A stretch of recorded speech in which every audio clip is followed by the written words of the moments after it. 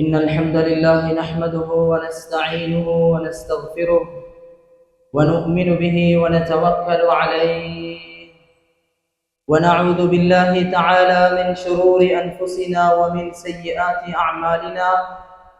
من يهده الله فلا مضل له ومن يضلله فلا هادي له.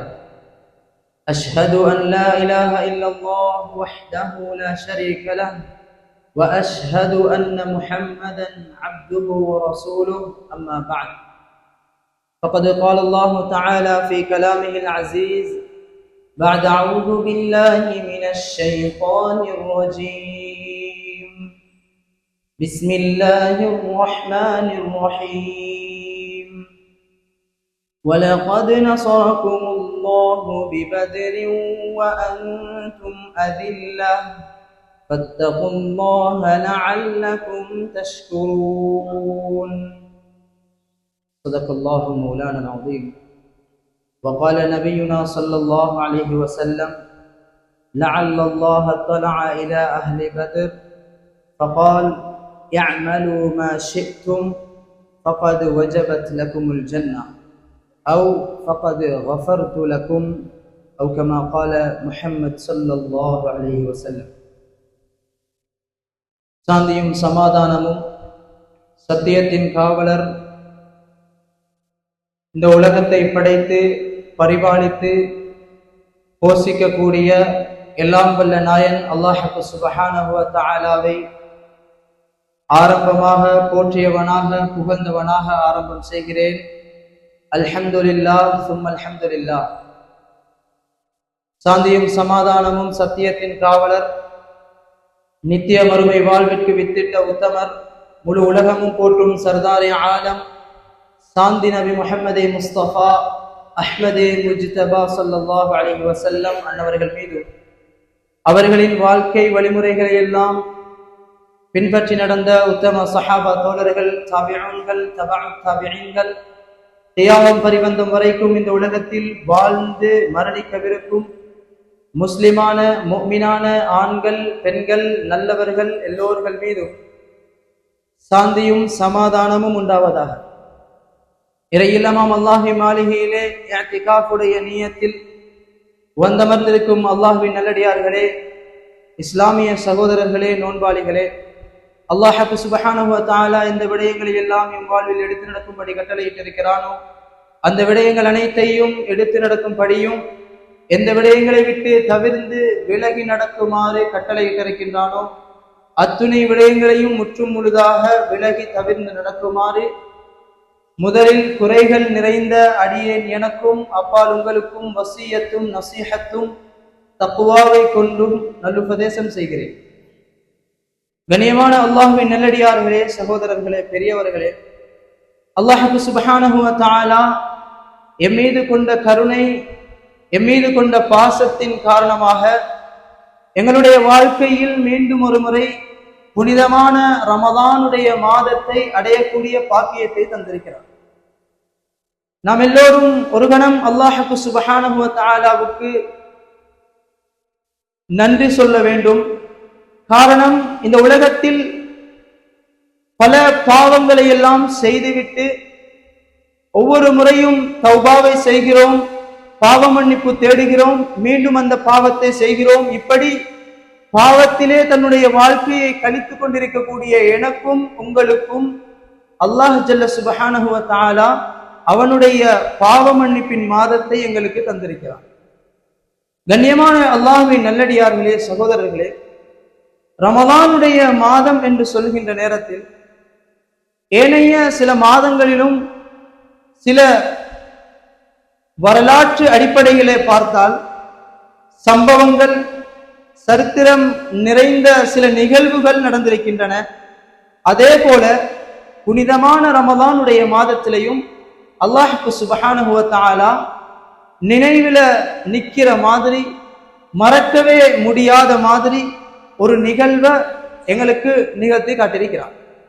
அதுதான் நானும் நீங்களும் இன்று இருக்கக்கூடிய 16வது நோன்பு.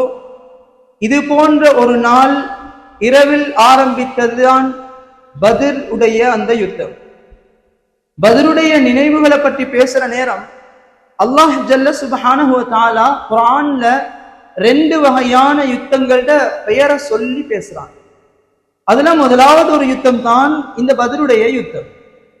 இரண்டாவது யுத்தம் ஹுனைன் என்று சொல்லக்கூடிய யுத்தம். கண்ணியமான சகோதரர்களே, அல்லாஹ்வின் நல்லடியார்களே, இன்னைக்கு நாங்க என்ன செஞ்சிட்டோம்டா, எங்கட இஸ்லாமிய வரலாறுகளை அடியோட மறந்துட்டோம். இஸ்லாமிய வரலாறுகளை மறந்துட்டோம். ஏதோ ஒரு அடிப்படையில பெயரை மட்டும் ஞாபகம் வச்சு கொண்டிருக்கிறோம். பத்ர் என்று பெயர் தெரியும், உஹத் என்று பெயர் தெரியும், ஹிஜ்ரத் என்றது பெயர் தெரியும், பல பெயர்களை ஞாபகம் வச்சு கொண்டிருக்கிறோம்.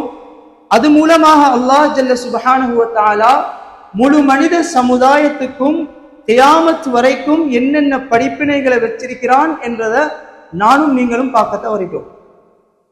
கண்ணியமான சகோதரர்களே, அல்லாஹ்வின் நல்லடியார்களே, ஏனைய சமுதாயங்கள்ல சிலர் அப்படித்தான் அவங்களோட சமூகங்கள்ல நடந்த சில வரலாறுகளை பெயரோடு நிறுத்தி கொள்ளுவாங்க. அதுக்கு பின்னால வரக்கூடிய அதனுடைய படிப்பினைகள் முக்கியத்துவங்களை எல்லாம் பார்க்கிறது இல்லை. எனவே கண்ணியமான சகோதரர்களே, இத மாதிரி ரமலானுடைய மாதம் ஹிஜ்ரி 2ஆம் ஆண்டுல நடக்கிறது தான் இந்த பத்ர் என்று சொல்லக்கூடிய மிகப்பெரிய யுத்தம். இது மூலமாக நாங்க வெறுமனே சம்பவம் கேட்கிறது, சம்பவத்தை ரசிச்சு இனிமையாக கேட்கிறது மட்டுமல்ல, அதுல இருக்கக்கூடிய எங்களுக்குரிய படிப்பினைகளையும் எங்களோட வாழ்க்கையில எடுத்து நடக்கும். அந்த வகையில ஆக சுருக்கமாக பத்ருடைய அந்த சம்பவத்துல நடந்த அந்த நிகழ்வுல நடந்த சில விஷயங்களை உங்களிடத்துல முன்வச்சு அதனுடைய சில படிப்பினைகளை முன்வைக்கலாம் என்று நினைக்கிறேன். கண்ணியமான சகோதரர்களே, அல்லாஹ்வின் நல்லடியார்களே, அல்லாஹ் சுப்ஹானஹு வ தஆலா ஒரு சிறுபான்மை சமுதாயம் எப்படி இந்த உலகத்துல பெரும்பான்மைகளுக்கு மத்தியில வாழணும் என்ற ஒரு பெரிய பாடத்தை படிச்சு தாரது இந்த பத்ருடைய சம்பவத்தால். சிறுபான்மையாக வாழக்கூடியவங்க அல்லது சின்ன ஒரு தொகையாக வாழக்கூடியவங்க பெரியவர்களுக்கு மத்தியில எப்படி தன்னுடைய வாழ்க்கையை அமைச்சு கொள்ளணும் என்ற பாடத்தை இந்த பத்ருடைய பாடத்தின் மூலமாக அல்லாஹ் எங்களுக்கு படிச்சுட்டார். கண்ணியமான சகோதரர்களே, இந்த மிகப்பெரிய வெற்றியா அல்லாஹ் சுப்ஹானஹு வ தஆலா ரமலானுடைய மாதத்துல நோன்போடு இருக்கிற நேரத்துல சஹாபாக்களுக்கும் நபி ஸல்லல்லாஹு அலைஹி வஸல்லம் அவர்களுக்கும் கொடுத்தார். ஏன் இந்த வெற்றி கிடைச்சிச்சு, இது மூலமாக நாங்க என்ன எடுத்துக்கொள்ளணும் என்ற விஷயங்களை தொடர்ந்து பார்ப்போம். மக்காவுல சஹாபாக்கள் நபி ஸல்லல்லாஹு அலைஹி வஸல்லம் அவங்களும் தீன இஸ்லாத்தை பரப்பி கொண்டிருக்கக்கூடிய காலத்துல சஹாபாக்களுக்கும் பிரச்சனை, ஸல்லல்லாஹு அலைஹி வஸல்லம் அவங்களுக்கும் பிரச்சனை. புதிதாக இஸ்லாத்துக்கு வாரவங்களையும் பிரச்சனைப்படுத்துவாங்க, கொலை செய்யறது, அவங்களை தொந்தரவு படுத்துறது என்று சொல்லி இஸ்லாத்துக்கும் முஸ்லிம்களுக்கும் எதிராக குறைஷிகளுடைய நடவடிக்கைகள் மேலோங்கி இருந்த காலம். இந்த நேரத்துல தான் ஹபீப் ஸல்லல்லாஹு அலைஹி வஸல்லம் அவங்களிடத்துல வந்து ஒவ்வொரு சஹாபாக்களாக கேட்பாங்களாம், யா ரசூலல்லாஹ், பொறுத்து பொறுத்து ஏலா, இப்ப நாங்க வேற நாடுகளுக்கு போகவா, வேற ஊர்களுக்கு நாங்க போகவா என்று கேட்டு ஸல்லல்லாஹு அலைஹி வஸல்லம் அவங்களிடத்துல அனுமதி கேட்க ஆரம்பிச்சாங்க. இப்படி நபி ஸல்லல்லாஹு அலைஹி வஸல்லம் சில சஹாபாக்களுக்கு அனுமதியை கொடுக்குறாங்க. அனுமதியை கொடுத்ததுக்கு பின்னால சஹாபாக்கள்ல ஒரு சிலர் எத்தியோப்பியாவுக்கு போறாங்க. இப்படி சில நாடுகளுக்கு போக ஆரம்பிக்கிறாங்க. அதுல சில சஹாபாக்கள் வந்து கேட்டாங்க, யா ரசூலல்லாஹ், மதீனா என்று சொல்லக்கூடிய அந்த இடத்துக்கு நாங்க மதீனாவுக்கு போகவா? பின்னால நபி ஸல்லல்லாஹு அலைஹி வஸல்லம் அவங்க மதீனாவுக்கு போறதுக்கு அவங்களுக்கு அனுமதியை கொடுத்தாங்க. இப்படி இருக்கிற நேரம் கொஞ்சம் காலத்துல அல்லாஹ்வுடைய உத்தரவு வருகிறது. ஸல்லல்லாஹு அலைஹி வஸல்லம் அவங்களுக்கும் மதீனாவுக்கு ஹிஜ்ரத் போகுமாறு உத்தரவை அல்லாஹ் சுப்ஹானஹு வ தஆலா வழங்குறார். இப்படி ஸல்லல்லாஹு அலைஹி வஸல்லம் அவங்களும் மதீனாவுக்கு வந்ததுக்கு பின்னால மதீனாவுல இருந்த சில முஷ்ரிக்கீன்கள், அவர்களுடைய தலைவர்கள் பார்க்க ஆரம்பிச்சாங்க, மதீனா வாசிகள் எல்லோரும் நபி ஸல்லல்லாஹு அலைஹி வஸல்லம் அவர்களை தலைவராக ஏற்றுக்கொண்டிருக்கிறான். என்ன ஆலோசனை வந்தாலும் நபி இடத்துல போவாங்க.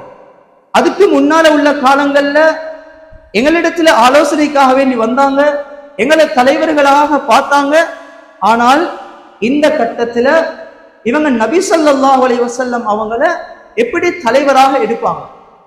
இப்படி அங்கிருந்த பல காஃபிர்கள் தலைவர்கள் என்ன செஞ்சாங்கன்னா, முஸ்லிம்களுக்கு மத்தியில, முஸ்லிம்களுக்கும் குறைஷிகளுக்கும் மத்தியில பிரச்சனையை உண்டு பண்ணணும் என்று முடிவெடுக்கிறான். மதீனாவுக்கு பக்கத்தில் இருக்கக்கூடிய ஒரு பிரதேசம் தான் ஹைபர் என்று சொல்லக்கூடிய இடம். ஹைபர் கோட்டை என்று சொல்லுவோம். யூதர்கள் நிறைந்திருக்கக்கூடிய இடம். இந்த ஹைபருக்கு போய் அங்கிருக்கக்கூடிய யூதர்களோட இவங்க என்ன செய்யறாங்க? சில மஷூராக்களை முன்னெடுக்கிறாங்க. அந்த மஷூராக்களின் பிரகாரம் ஒரு முடிவு வருகிறது, மக்காவாசிகளுக்கும் மதீனாவாசிகளுக்கும் இடையில பிரச்சனைகளை உண்டு பண்ணுவோம். மக்காவாசிகளுக்கு மத்தியில மதீனாவாசிகளுக்கு மத்தியில பயத்தை உண்டு பண்ணி அவர்களுக்கும் இவர்களுக்கும் மத்தியில பிரச்சனைகளை உண்டு பண்ணணும். இன்றைக்கும் யூதர்கள் செய்யற ஒரே வேலை என்ன? முஸ்லிம்களுக்கு மத்தியில பயத்தை உண்டு பண்ணும்.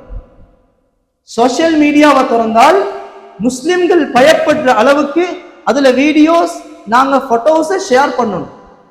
இன்றைக்கும் யூதர்கள் செய்யற ஒரு வேலை தான் முஸ்லிம்களை பயம் காட்டுற வேலை. கனிவான சகோதரர்களே, இதே வேலையை செஞ்சாங்க. இங்கிருந்து மதீனாவுல இருந்து மக்காவுக்கு வியாபாரத்துக்கு போற மாதிரி போய் அங்கிருக்கக்கூடிய குறைஷி காஃபிர்கள் கிட்ட இங்க நபி ஸல்லல்லாஹு அலைஹி வஸல்லம் ஒரு பெரிய படையை திரட்டி எப்பயாவது ஒரு நாள் அவங்களோட மக்காவுக்கு வந்து மக்காவை பிடிப்பாங்க என்று சொல்லி அவங்கள பயங்காட்டு. இங்க நம்ம நபி ஸல்லல்லாஹு அலைஹி வஸல்லம் அவங்களிடத்துல வந்து எப்பயாவது ஒரு நாள் குறைஷிகள் மதீனாவுக்கு வந்து இந்த மதீனாவுக்கு தாக்குதல் நடத்துவாங்க என்று சொல்லி இந்த இடத்தை இவங்களுக்கு பயங்காட்டுறது. இப்படி ரெண்டு பேருக்கு மத்தியில குழப்பங்களை உண்டு பண்ணி கடைசியில ஒரு சில பிரச்சனைகள் உண்டாகி இப்ப ஒரு முடிவுக்கு வராங்க.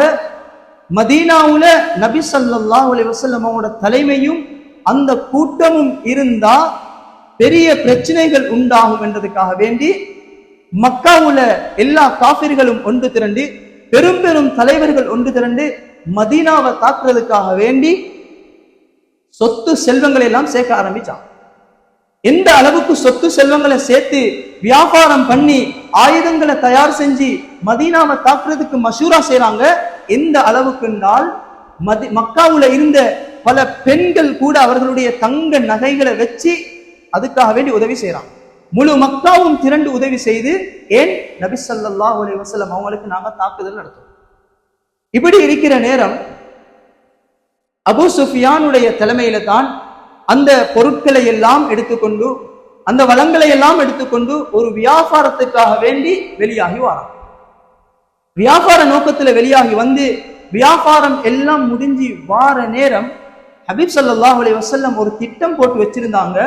மதீனாவுல இருந்து மக்கா வரைக்கும் அவர்களுடைய சில உளவாளிகளை வச்சிருந்தாங்க. அவங்களோட செக்யூரிட்டிஸ், காவலாளிகளை வச்சிருந்தாங்க. மக்காவுல என்ன நடக்குது, மக்காவுக்கும் மதீனாவுக்கும் மத்தியில காஃபிர்கள் இந்த பக்கம் வாராங்களா இல்லையா என்றதை உளவு பார்க்கறதுக்காக வேண்டும். நான் ஏழுமான அளவு சுருக்கமாக சில சம்பவத்தை சொல்லி கொண்டு போறேன். விரிவாக சொல்ல வேண்டிய இடங்களும் வரும். கண்ணியமானவர்களே, இப்படி உளவாளிகளை போட்டிருக்கிற நேரம் நபி ஸல்லல்லாஹு அலைஹி வஸல்லம் அவங்களுடைய காவலாளிகள் இருக்கிறாங்க. இந்த சந்தர்ப்பத்துல தான் அபூ சுஃபியானும் அவருடைய அந்த வியாபார கோஷ்டியும் வியாபாரத்தை முடிச்சு திரும்பி கொண்டிருக்கிறான். இதை கண்ட அந்த காவலாளிகள், பொறுப்பாக போடப்பட்டவங்க ஓடோடி போய் ரசூல் ஸல்லல்லாஹு அலைஹி வஸல்லம் அவங்கள்ட்ட சொல்றாங்க, யா ரசூலல்லாஹ், ஒரு சின்ன ஒரு வியாபார கோஷ்டிய அபூ சுஃபியான் எடுத்துட்டு வாரான். எனவே அவர்களை தாக்குதல் நடத்தி அவர்கள்ட்ட இருந்து எங்களோட சொத்துக்களை நாங்க பறிச்செடுக்கோம். இது வேண்டுமென்றே பறிச்செடுத்த சொத்துகள் அல்ல, பறிச்செடுக்க பார்த்த சொத்துகள் அல்ல. ஹிஜ்ரத் வார நேரம் முஸ்லிம்களால கைவிடப்பட்டு வந்த அவர்களுடைய உரிமைகளை மீட்டி எடுக்கணும் என்றது நோக்கம். கண்ணியமான சகோதரர்களே, இப்ப என்ன நடக்குது? அந்த வியாபார கோஷ்டியும் திரும்பி வார நேரம் இந்த தகவல் அங்கால போயிருச்சு. அபூ சுஃபியான் பார்க்கிறார். இப்ப வியாபார கோஷ்டி அங்க மக்காவுல இருந்து வியாபாரத்துக்கு போன தகவல்கள், அதுக்கு முன்னால நடந்த ஒரு சில சம்பவங்கள், இது எல்லாம் மதீனாவுல இருந்த முஹம்மது ஸல்லல்லாஹு அலைஹி வஸல்லம் அவங்களோட கூட்டத்துக்கு தெரிய வந்துச்சு. எனவே ஏண்ட வியாபார கோஷ்டியும் வியாபாரத்துக்கு போன செய்தி நபி அவங்களுக்கு தெரிய வராம இருக்காது. எனவே நாங்க இப்பவே மதீனாவுடைய போர்டரை தாண்டது எங்களுக்கு டேஞ்சர், எங்களுக்கு அந்த இடத்தை தாண்டி போறது டேஞ்சர் என்பதற்காக வேண்டி இப்ப இவர் 2 காவலாளிகளை அனுப்பி அவர்கள் காவல் பார்த்துட்டு வந்து சொல்றாங்க, ஒரு பெரிய ஒரு படை தயாரான நிலைமையில இந்த இடத்தை கிராஸ் பண்ணி இந்த பாதையை கிராஸ் பண்ணி போயிருக்குது என்ற செய்தியை வந்து சொல்றாங்க. கண்ணியமான சகோதரர்களே, நபி ஸல்லல்லாஹு அலைஹி வஸல்லம் இந்த படையை எப்படி தயாரிச்சாங்கன்னா சொன்னாங்க, சின்ன ஒரு கோஷ்டி தான் இருக்குது, எனவே எல்லோரும் என்ன செய்யுங்க, அவசரமாக இருக்கிறத எடுத்துட்டு வாங்க போய் அந்த கோஷ்டியை பிடிக்கும். இப்ப என்ன செய்யறாங்க, இருக்கக்கூடிய சில சஹாபாக்கள் கேட்கறாங்க, யார சொல்லல, நான் இந்த ஒட்டகத்தை எடுத்துட்டு வரவா? வானம், டைம் இல்ல, நீங்க வாங்க.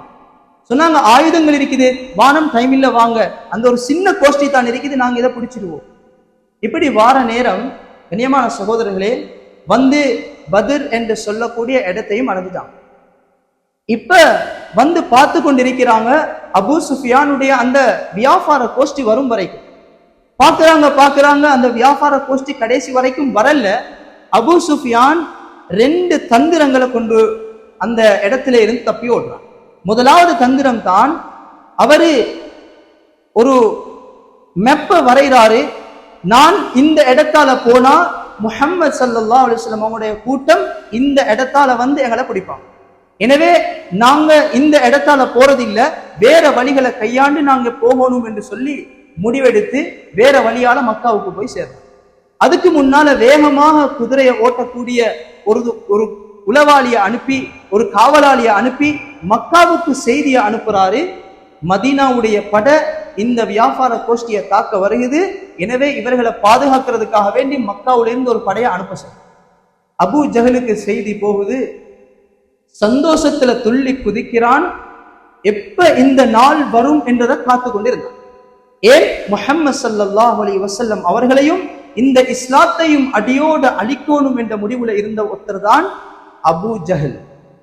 இப்ப என்ன செய்யறாரு, பெரிய ஒரு படையை திரட்டி கொண்டு வார நேரம் அபூ சுஃபியானுடைய படை மக்காவுக்கு வந்து சேருது. சொன்னாங்க, நாங்க வந்து சேஃபாக சேர்ந்துட்டோம், திருப்பி நீங்க அனுப்ப வேண்டிய அவசியம் இல்லைன்னு சொல்ற நேரம் சொன்னான், நாங்க முன் எடுத்த கால பின் எடுக்கிறது இல்ல, எப்படியாவது இந்த சின்ன படையை நாங்க தோக்கடிச்சுட்டு வருவோம் என்று சொல்லி அபூ சுஃபியான் அபூ ஜஹலுடைய படை போகுது. கண்ணியமான சகோதரர்களே, அல்லாஹ்வின் நல்லடியார்களே, இந்த சம்பவத்தை சொல்ற நேரம் எங்களுக்கு இப்ப விளங்குது, ஸல்லல்லாஹு அலைஹி வஸல்லம் அவங்களுடைய படை மிச்சம் பெரிய படை ஒன்று இல்லை. திரட்டினாங்க 313 சஹாபாக்கள் வந்து சேர்ந்தாங்க. 313 சஹாபாக்கள், அதிகமாக அன்சாரி சஹாபிகள், அதிகமாக முஹாஜிரின்களும் வந்து சேர்ந்தாங்க. ஸல்லல்லாஹு அலைஹி வஸல்லம் அவங்களும் படையை தலைமை தாங்கி வந்தாங்க. இப்ப வந்து இருக்கிற நேரம் இதுல நாங்க முக்கியமாக விளங்க வேண்டிய கட்டம் இதுல இருந்துதான். வந்து இந்த படை ஒரு இடத்துல தங்கியிருக்கிறாங்க. இப்ப ஹஸரத் ரசூலுல்லாஹி ஸல்லல்லாஹு அலைஹி வஸல்லம் அவங்களுக்கு அல்லாஹ் சுப்ஹானஹு வ தஆலா ஜிப்ரீல் அலைஹி ஸலாத்து வஸ்ஸலாம் அவர்கள் மூலமாக செய்தியை அனுப்புறான், யா ரசூலல்லாஹ், நீங்க யுத்தத்துக்கு தயாராகுங்க, யுத்தம் ஃபர்லாக்கப்பட்டுச்சு, ஜிஹாத் கடமையாக்கப்பட்டுட்டு, எனவே இந்த யுத்தத்துக்கு தயாராகுங்க என்ற செய்தியை ஜிப்ரீல் அலைஹி ஸலாத்து வஸ்ஸலாம் மூலமாக நபி ஸல்லல்லாஹு அலைஹி வஸல்லம் அவங்களுக்கு அல்லாஹ் சுப்ஹானஹு வ தஆலா கொண்டு சேர்க்கிறான். இப்ப நபிக்கு இந்த செய்தி வந்ததுக்கு பின்னால நபி யோசிக்கிறாங்க, நான் ஏற்கனவே இந்த படையை பலகீனமாக கொண்டு வந்திருக்கிறேன், ஒரு சின்ன வியாபார கோஷ்டியை அடிக்க கூட்டி வந்தது, இப்ப என்ன நடந்துருச்சு, பெரிய ஒரு யுத்தம் செய்யக்கூடிய நிலைமை வந்துருச்சு, ஒன்றும் செய்யல, மஷூராவுக்காக வேண்டி உட்கார்ந்தாங்க. எந்த சந்தர்ப்பமாக இருந்தாலும், எங்களோட எந்த கிரிட்டிக்கல் சிச்சுவேஷனாக இருந்தாலும், எங்களோட ஊரினுடைய நிலைமைகளாக இருந்தாலும், எங்களோட வீட்டினுடைய நிலைமைகளாக இருந்தாலும் மஷூரா என்றது முக்கியம். கண்ணியமான சகோதரர்களே, இப்ப மஷூராவுக்கு உட்கார்றாங்க. அதுல சில சஹாபாக்கள் எழும்புறாங்க. உமர் ரலியல்லாஹு அன்ஹு அவங்க ஸல்லல்லாஹு அலைஹி வஸல்லம் சொன்னாங்க, எங்களுக்கு ஜிஹாத் கடமையாக்கப்பட்டுருச்சு, நாங்க இப்ப ஜிஹாத் செய்வோமா வானமா? இந்த நேரத்துல ஹஜ்ரத் அபூபக்கர் ரலியல்லாஹு அன்ஹு சொல்றாங்க, யா ரசூலல்லாஹ், நாங்க ஜிஹாத் செய்வோம், யா ரசூலல்லாஹ், நாங்க யுத்தம் செய்வோம். உமர் ரலியல்லாஹு அன்ஹு எழும்புறாங்க, யா ரசூலல்லாஹ், நாங்க யுத்தம் செய்வோம். இன்னும் சில சஹாபாக்கள் எழும்புறாங்க, நாங்க யுத்தம் செய்வோம் யா ரசூலல்லாஹ். நபி அவங்க எல்லாம் கேட்டுட்டு சும்மா இருந்தாங்க. ஏன், அந்த இடத்துல சொன்ன அத்தனை பேரும் முஹாஜிரின்கள், எல்லாம் மக்காவில இருந்து இடம்பெயர்ந்து வந்தவங்க, அன்சாரிகளுடைய பக்கத்திலிருந்து எந்த ஒரு பதிலும் வரல. இப்ப என்ன செய்யறாங்க, சஅத் பின் முஆத் ரலியல்லாஹு அன்ஹு அவங்க எழும்பி, யா ரசூலல்லாஹ், நீங்க எங்கட பதில தானே எதிர்பார்க்கறீங்க, நீங்க எங்கட பதில தானே எதிர்பார்க்கறீங்க யார சொல்லலாம். நீங்க கடல்ல போய் குதிங்கன்னு சொன்னாலும் குதிக்க தயார், நாங்க யுத்தத்துக்கு தயார் என்ற செய்தியை சொன்னதுக்கு பின்னால தான் ஹபீப் ஸல்லல்லாஹு அலைஹி வஸல்லம் அவங்களுடைய முகத்துல வெளிச்சம் வருது. கண்ணியமான சகோதரர்களே, ரெண்டாவது ஒரு விஷயத்தை நல்லா விளங்கிக் கொள்ளணும்.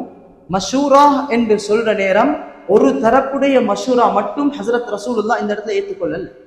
ரெண்டு தரப்பினுடைய மஷூராக்கள் வரும் வரைக்கும் மீண்டும் மீண்டும் கேட்டாங்க, இந்த இடத்துல நாங்க யுத்தம் செய்வோமா வானமா, செய்வோமா வானமா. பெரிய பெரிய சஹாபிகள் எல்லாம் சொன்னாங்க, யார சொன்னா செய்வோம். இருந்தாலும் நபி ஸல்லல்லாஹு அலைஹி வஸல்லம் ஏற்றுக்கொள்ளல. அன்சாரி சஹாபி எழுப்பி சொன்னாங்க, யார சொல்லலாம், நாங்க எதுக்கும் தயார், நாங்க யுத்தம் செய்ய தயார். எனவே நபியுடைய மஷூராவினுடைய அந்த இடத்தை பாருங்க, எங்கட வாழ்க்கையில எவ்வளவு பெரிய படிப்பினைகள் தேவை. கண்ணியமான சகோதரர்களே, அல்லாஹ்வின் நல்லடியார்களே, இப்ப என்ன நடக்குது? ஸல்லல்லாஹு அலைஹி வஸல்லம் அவங்க யுத்தத்துக்காக வேண்டி தயாராகிறாங்க. அதனுடைய யுத்தத்துல நிப்பாட்டி அதனுடைய தந்திரங்கள் வேற, யுத்தம் செஞ்ச முறைகள் வேற. ஒற்றைக்கு ஒற்றையாக முதலாவது யுத்தம் நடக்குது.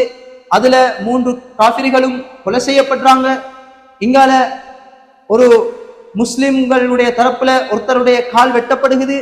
இப்ப அவரும் பின்னால ஷஹீதாகிறாரு. கேட்கிறாரு, யா ரசூலல்லாஹ், நான் கால் வெட்டப்பட்டிருக்கிறேன், எனக்கு ஷஹீதுடைய அந்தஸ்து இல்லையா? நபி ஸல்லல்லாஹு அலைஹி வஸல்லம் சொன்னாங்க, நீங்களும் ஷஹீது தான். கொஞ்ச நேரத்துல ஹஸரத் ரசூலுல்லாஹ்வுடைய மடியில அந்த சஹாபியும் வஃபாத் ஆகிறாங்க. இப்படி சம்பவங்கள் போற நேரம், கண்ணியமான சகோதரர்களே, இதுக்கு முன்னால அல்லாஹ் சுப்ஹானஹு வ தஆலா பெரிய ஒரு அற்புதத்தை நிகழ்த்தி காட்டினான். பெரிய ஒரு அற்புதத்தை நிகழ்த்தி காட்டினான். என்ன அற்புதம் தெரியுமா? யுத்தத்துக்காக வேண்டி வந்திருக்கிறாங்க சஹாபாக்கள். யுத்தம் கடமையாக்கப்பட்டிருச்சு, ஜிஹாது கடமையாக்கப்பட்டிருக்குது. இந்த சந்தர்ப்பத்துல அல்லாஹ் ஜல்ல சுப்ஹானஹு வ தஆலா அந்த யுத்த களத்துல இவங்களுக்கு ஒரு தூக்கத்தை கொடுக்கிறான். குர்ஆன் இத பேசுது, இத் யுகஷிகுமுன் நுஆஸ அமனதம் மின்ஹு, நாங்க அவங்களுக்கு ஒரு சின்ன தூக்கத்தை கொடுக்கிறோம். யுத்த களத்துல காஃபிர்கள் வெறிகொண்டு இருக்கிற நேரத்துல இங்கால முஸ்லிம்களுக்கு அல்லாஹ் சுப்ஹானஹு வ தஆலா ஒரு தூக்கத்தை கொடுத்தான், நிம்மதியான ஒரு தூக்கம். அதே போலதான் அந்த தூக்கத்தின் மூலமாக முஸ்லிம்களுக்கு சில சாதகமான விளைவுகளையும் அல்லாஹ் ஏற்படுத்தினான். இரவு முழுக்க சஹாபாக்கள் தூங்கினாங்க. அடுத்த நாள் காலையில உற்சாகமான முறையில யுத்தம் செய்ய ஆரம்பிச்சாங்க. இரவு முழுக்க காஃபிர்கள் ஆடலும் பாடலுமாக இருந்தாங்க, மதுவும் மாதுவுமாக இருந்தாங்க. இந்த சந்தர்ப்பத்துல அவர்களுக்கு காலையில எழும்பின நேரம் யுத்தம் செய்யக்கூடிய தெம்பு உடம்புல இருக்கிறது. எனவே ஸல்லல்லாஹு அலைஹி வஸல்லம் அவங்க இந்த சந்தர்ப்பத்திலையும் கூட எல்லா கண்களும் தூங்கி இருக்கிற நேரம் எங்கட ஸல்லல்லாஹு அலைஹி வஸல்லம் அவங்க அல்லாஹ்விடத்துல சுஜூதுல இருந்தாங்க. கண்ணியமான சகோதரர்களே, இதனுடைய சப்ஜெக்ட அடுத்த சப்ஜெக்ட்ல பார்ப்போம். ரெண்டாவது விஷயம் என்ன செஞ்சான்? அல்லாஹ் தஆலா இன்னும் ஒரு அற்புதத்தை நிகழ்த்துறான். தூங்கி எலும்பு களைப்புல இருக்கக்கூடிய இவங்க, இன்னும் சில தஃப்சீர்கள்ல எழுதுறாங்க, சில சஹாபாக்கள் தூங்கி எழும்புறாங்க, குளிப்பு ஜனாபத்து கூட கடமையாக இருக்குது. எழும்புறாங்க, ஜனாபத்து கடமையாக்கப்பட்டிருக்குது, இவங்களுக்கு குளிப்பு கடமை. இப்ப என்ன செய்யறது? ஷைத்தான் கூட ஊசலாட தொடங்கிட்டான். நீங்க எப்படி குளிக்காம யுத்தம் செய்வீங்க? மரணிச்சு போனா குளிக்காம யுத்தம் செஞ்ச மாதிரி இல்லையா? ஷைத்தான் உடம்புல வஸ்வாச உண்டாக்குறான், உள்ளத்துல வஸ்வாச உண்டாக்குறான். அல்லாஹ் சுப்ஹானஹு வ தஆலா அடுத்தது இறக்குறான், வயுனஸ்ஸிலு அலைக்கும் மினஸ் ஸமாஇ மாஆ, நாங்க என்ன செஞ்சோம்? அவங்கள மேல மலையை பொழிவிச்சோம். இப்ப பத்ருடைய 2வது அற்புதம் நிகழுது. தூக்கத்துக்கு பின்னால ஒரு மலை இவர்களுக்கு மேலால பொழியுது.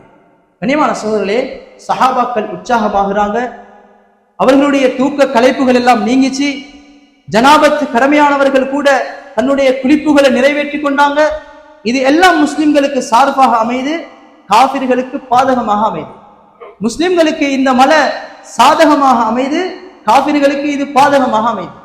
நிலைமையை மாற்றக்கூடியவன் ரப்புல் இஸ்ஸத் அல்லாஹ் மட்டும் தான் என்ற விஷயத்தை இந்த பதில்ல, இந்த சப்ஜெக்ட்ல அல்லாஹ் எங்களுக்கு விளங்கப்படுத்துறான். ஆரம்பமாக முஸ்லிம்கள் இருந்த பகுதி, இந்த முஸ்லிம்கள் இருந்த பகுதி மணல் பகுதியாக இருந்துச்சு. யுத்தம் செய்யறதுக்கு எந்த ஒரு ஈடுபாடும் இல்லை. யுத்தம் செய்ய கஷ்டமான ஒரு இடம் தான் இந்த மணல் பகுதி. ஆனால் காஃபிர்கள் தேர்ந்தெடுத்திருந்த பகுதி எப்படி என்றால், அவர்கள் அழகான தரைமட்டமான பகுதி. அங்க அவர்களுக்கு யுத்தம் செய்யறதுக்கு லேசாக இருந்துச்சு. அல்லாஹ் சுப்ஹானஹு வ தஆலா நிலைமையை மாத்தி விட்டான். இந்த இடத்துல மழை பெய்ஞ்சதுக்கு பின்னால மணல் இறுக்கமாகி யுத்தம் செய்யறதுக்கு லேசாக மாறுது, அவர்களுடைய பக்கம் சேரும் சகதியுமாக மாறுது. கண்ணியமானவர்களே, அல்லாஹ்வின் நல்லடியார்களே, நிலைமைகளை மாற்றக்கூடியவன் ரப்புல் இஸ்ஸத் அல்லாஹ் மட்டும் தான். எதனால இந்த நிலைமைகளை மாத்தினான், எதனால அல்லாஹ் மழையை பொழிவிச்சான், எதனால அல்லாஹ் இப்படி உதவிகளை செஞ்சான், கடைசிக்கு ஹஜ்ரத் ரசூலுல்லாஹ் எதை செஞ்சு உதவி வந்துச்சுன்றதை பார்ப்போம். அருமையான சகோதரர்களே, அல்லாஹ்வின் நல்லடியார்களே, அதுக்கு பின்னால அதே மழையின் மூலமாக அவங்களோட உள்ளத்துல இருந்த கவலைகளை அந்த வஸ்வாச நீக்கி போட்டான். வஸ்வாஸ் இருந்துச்சு, ஷைத்தான் குழப்ப ஆரம்பிச்சான். அந்த வஸ்வாச அல்லாஹ் சுப்ஹானஹு வ தஆலா அந்த மழையின் மூலமாக இல்லாமலாக்கினான். அவர்களுடைய உள்ளத்தை அல்லாஹ் நிலைப்படுத்தினான். அவர்களுடைய பாதங்களை அல்லாஹ் நிலையான முறையில அவர்களுடைய பாதங்களை வச்சான். எனவே கண்ணியமான சகோதரர்களே, அல்லாஹ்வின் நல்லடியார்களே, குர்ஆன் இதை எங்களுக்கு தெளிவாக சொல்லி கொண்டிருக்கிறது. இப்ப நாங்க பார்ப்போம் எப்படி இந்த மாதிரி உதவிகளை அல்லாஹ் சுப்ஹானஹு வ தஆலா இந்த முஸ்லிம்களுக்கு வழங்க ஆரம்பிச்சார். குர்ஆன்ல அல்லாஹ் சொல்றான், இஸ் தஸ்தகீஸூன ரப்பக்கும், இஸ் தஸ்தகீஸூன ரப்பக்கும், நீங்க அல்லாஹ்விடத்துல வேண்டினீங்க. ஸல்லல்லாஹு அலைஹி வஸல்லம் முழு இரவும் தூங்கல்ல.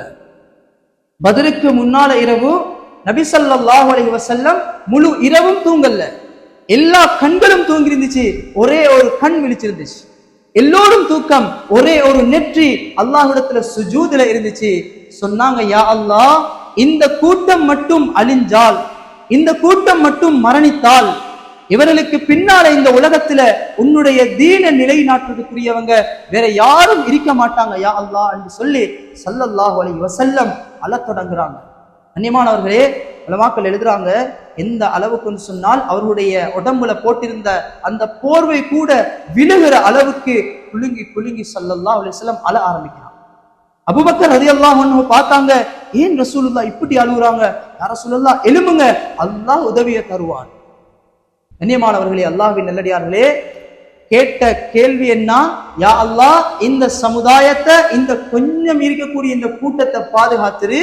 அல்லாஹ் சுப்ஹானஹு வ தஆலா எப்படி ரிப்ளைய கொடுக்கறான்டா, ஃபஸ்தஜாப லகும், நாங்க அவங்களுக்கு ரிப்ளைய கொடுத்தோம், அன்னி முமித்துக்கும் பி அல்ஃபின் மினல் மலாயிகத்தி முர்திஃபீன்.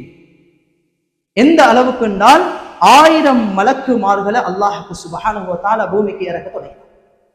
ஸல்லல்லாஹு அலைஹி வஸல்லம் அவங்க கூடாரத்தை விட்டு வெளியே வாராங்க. சொன்னாங்க, ஹாதா ஜிப்ரீல், ஹாதா ஜிப்ரீல் காட்டி சொன்னாங்க, ஆஹிதும் பிரஸி ஃபர்ஸிஹி, அவருடைய குதிரையுடைய அந்த கடிவாளத்தை பிடிச்சி உடம்பெல்லாம் யுத்தத்தினுடைய தூசி படிந்த நிலைமையில ஜிப்ரீல் அலைஹிஸ்ஸலாம் யுத்தத்துக்கு தயாராகி இருந்த செய்தியை சஹீஹ் புகாரியில பதிவு செய்யறாங்க. கண்ணியமான சகோதரர்களே, அல்லாஹ் வெற்றியை கொடுத்தான், அல்லாஹ் உதவியை செஞ்சான். என்ன காரணம்?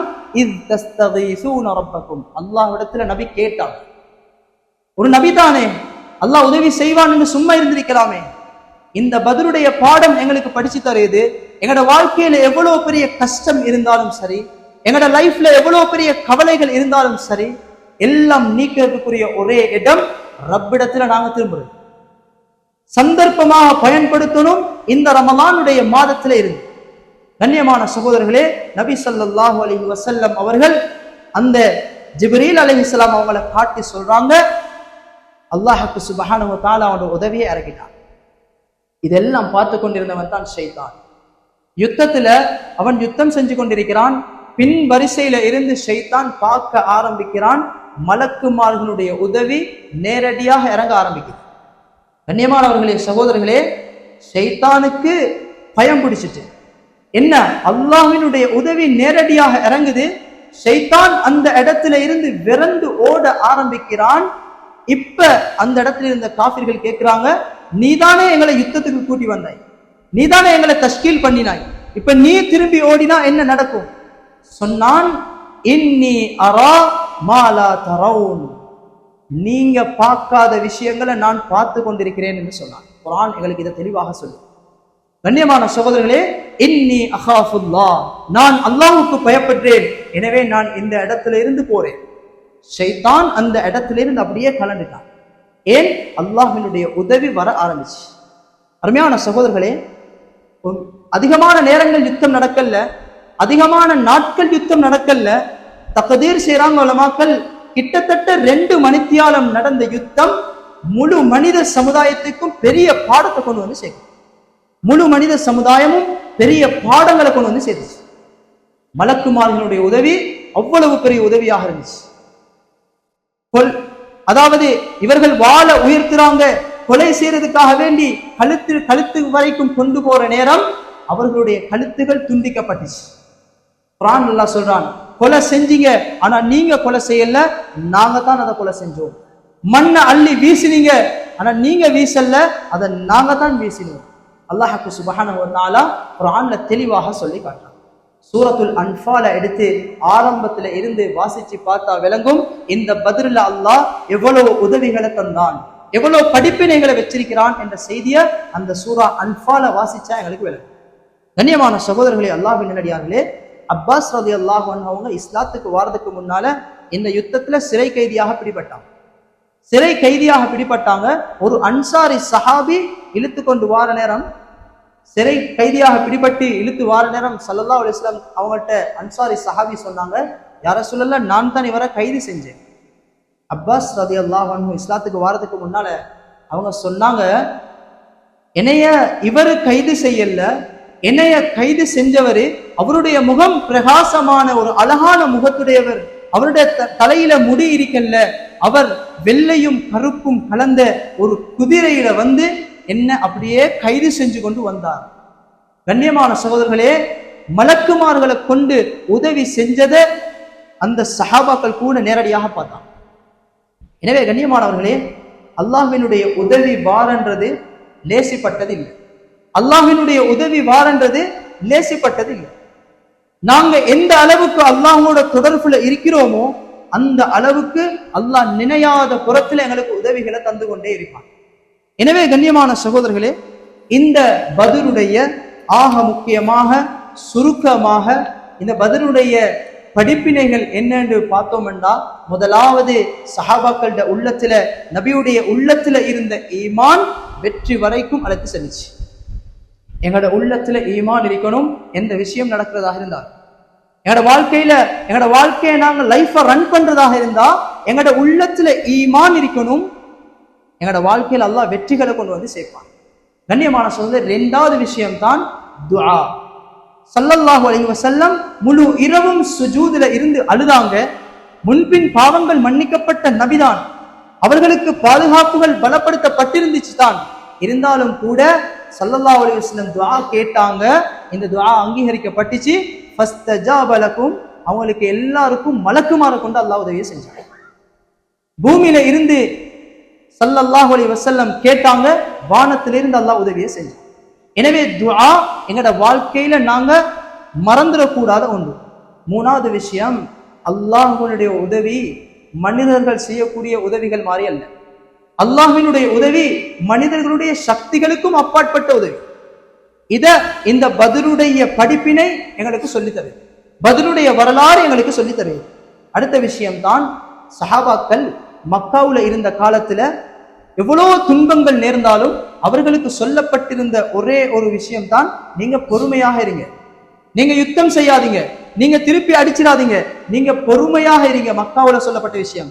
எப்ப ஹிஜ்ரத்துக்கு வந்தாங்களோ அன்றைக்கு தான் சொல்லப்பட்டுச்சு, உங்களுக்கு யுத்தம், உங்களுக்கு ஜிஹாத் கடமையாக்கப்பட்டிருக்கு, நீங்க திருப்பி அடிங்க. கண்ணியமான சகோதரர்களே, பொறுமையாக இருந்தாங்க மக்காவுல. மதீனாவுடைய லைஃப்ல அல்லாஹ் சுப்ஹானஹு வ தஆலா பெரிய வெற்றிகளை கொண்டு வந்து சேர்த்தாங்க. எனவே எங்களோட வாழ்க்கையில பொறுமை இருக்குது, இது மிச்சம் அவசியம். இந்த பொறுமையை தான் இந்த பத்ருடைய வரலாறுகளும் எங்களுக்கு படிச்சு தருது. கண்ணியமான சகோதரர்களை, அடுத்தது தான், எந்த சந்தர்ப்பமாக இருந்தாலும் சரி, கவலையான நிலைமைகளாக இருந்தாலும் சரி, சந்தோஷமாக இருந்தாலும் சரி, எந்த நிலைமைகளையும் படைச்சவன் ரப்புல் இஸ்ஸத் அல்லாஹ்வை ஞாபகம் செய்ய, அவனை எப்பவும் நாங்க ஞாபகம் செய்யறது, நினைவுல வச்சு கொண்டிருக்கிறது, எப்பவும் அவனை நாங்க திக்ர் செய்யறது இருக்குது. இது கூட பல வெற்றிகளை கொண்டு வந்து சேர்க்கும். வத்குருல்லாஹ கஸீரா, எப்படி வத்குருல்லாஹ கஸீரா, அதிகமாக நீங்க அல்லாஹ்வை நினைங்க, லஅல்லகும் துஃப்லிஹூன், அல்லாஹ் உங்களுக்கு வெற்றிகளை கொண்டு வந்து சேர்ப்பான்.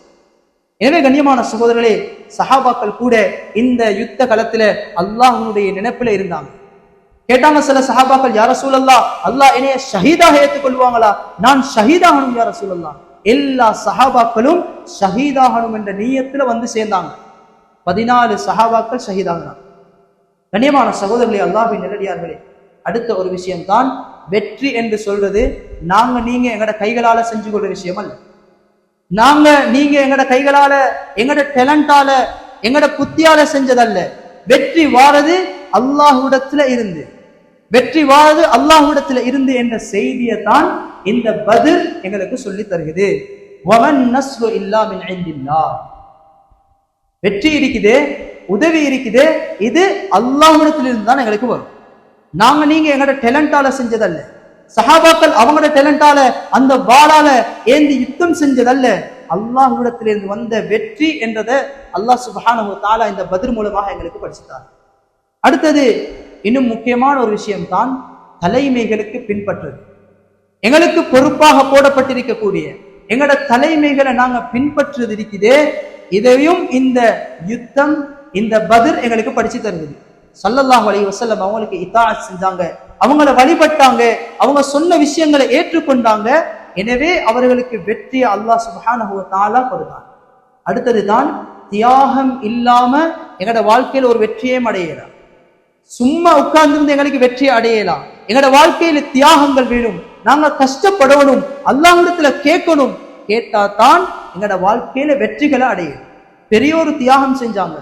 சின்ன ஒரு குவான்டிட்டி 313 பேரை வச்சு பெரிய தியாகத்துக்கு மத்தியில 1000 பேர் கொண்ட அந்த படைய அடிச்சு வெற்றியை எடுக்கிறேன்டா லேசிப்பட்டோண்டல்ல. தியாகம் என்று சொல்றது அது முடிவு வெற்றியாகத்தான் இருக்கு. கண்ணியமான சகோதரர்களே, அல்லாஹ்வின் நல்லடியார்களே, 9வது விஷயம் தான் ஒற்றுமை இருக்குது. எங்கட சமூகத்தில் இருக்கக்கூடிய ஒற்றுமை இருக்குது. இந்த ஒற்றுமையும் பல வெற்றிகளை கொண்டு வந்து சேர்க்கும். ஒற்றுமையும் பல வெற்றிகளை கொண்டு வந்து சேர்க்கும் என்ற செய்தியையும் குர்ஆன் எங்களுக்கு சொல்லி தருகிறது. அதே மாதிரி கண்ணியமான சகோதரர்களே, ஒரு பெரிய கூட்டம் எதிராக நிக்குது, சின்ன கூட்டம் நாங்க நிக்கிறோம்.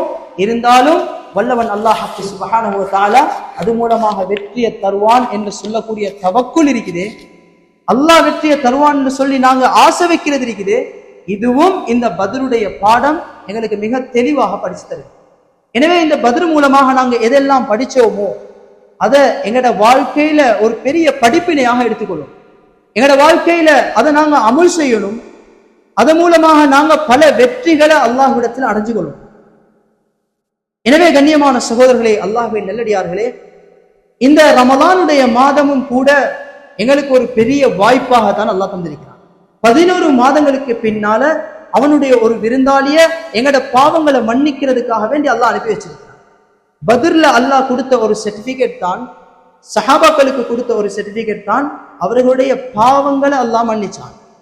அவங்களோட பாவங்களை மன்னிச்சுட்டு இதுக்கு பின்னால இஅமலு மா ஷிஅ்தும், நீங்க என்ன வேணாலும் செய்யுங்க, விரும்பினதை செஞ்சுக்கோங்க. கண்ணியமான சகோதரர்களே, அல்லாஹ்வின் நல்லடியார்களே, சில சஹாபாக்களுக்கு அப்படியும் சில பட்டங்கள் கிடைச்சிச்சு. எனவே அல்லாஹ்வின் நல்லடியார்களே, இந்த பத்ர் எங்களுக்கு நிறைய படிப்பினைகளை சொல்லி தருகிறது. வரலாறுகளை கொஞ்சம் படிப்போம், வரலாறுகளை கொஞ்சம் பெரட்டுவோம். இது மூலமாக எங்களோட வாழ்க்கையில படிப்பினைகளை எடுத்துக்கொள்வோம். எனவே வல்லவன் அல்லாஹ் சுப்ஹானஹு வ தஆலா எந்த விடயங்களை எல்லாம் கேட்டோமோ அதை கேட்டதன்படி அமல் செய்வதற்குரிய பாக்கியத்தை எம் அனைவருக்கும் தந்தல்வானாக. யா அல்லாஹ், எம்முடைய பாவங்களை நீ மன்னித்தருள்வாயாக. யா அல்லாஹ், எம் அனைவரையும் நீ கபூல் செய்து கொள்வாயாக. எம்முடைய நோன்புகளை நீ கபூல் செய்து கொள்வாயாக. நின்று வணங்கக்கூடிய ஒவ்வொரு தராவிகளையும் கபூல் செய்து கொள்வாயாக.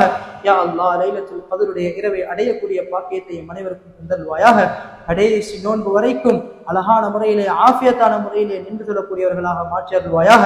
யா அல்லாஹ், கடைசி நோன்பு வரைக்கும் ஆஃபியத்தான முறையில் நோன்பு பிடிக்கக்கூடிய பாக்கியத்தை எம் அனைவருக்கும் தந்தல்வாயாக.